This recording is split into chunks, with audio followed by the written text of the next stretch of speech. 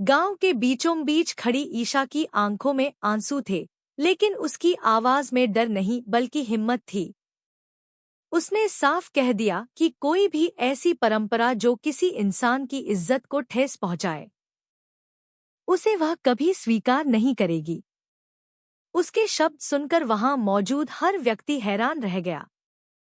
आखिर एक बहू ने पूरे गांव की पुरानी सोच को चुनौती देने की हिम्मत कैसे कर ली? ईशा की बातें सुनकर सूरज भी उसके साथ खड़ा हो गया। उसने सबके सामने कहा कि सच के लिए लड़ना कभी गलत नहीं होता और वह हर हाल में ईशा का साथ देगा।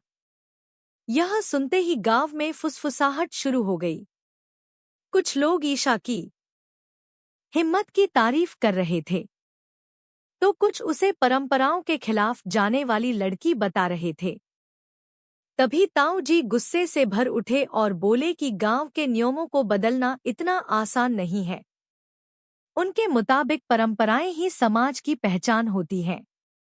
लेकिन ईशा ने शांत स्वर में जवाब दिया कि जो नियम किसी को दर्द दें, उन्हें बदलना ही सच्ची इंसानियत है।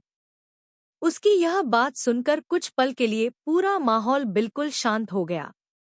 सूरज ने भी पहली बार इतने मजबूती से अपनी बात रखी।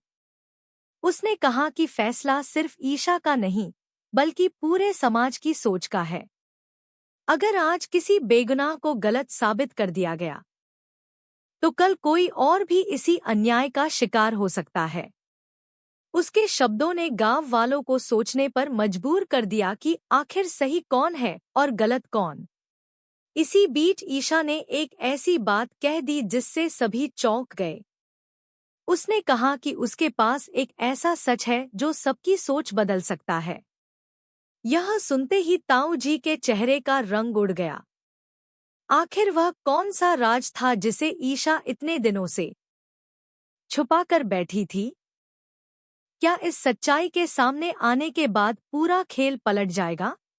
अब कहानी एक बेहद दिलचस्प मोड़ पर पहुंच चुकी है।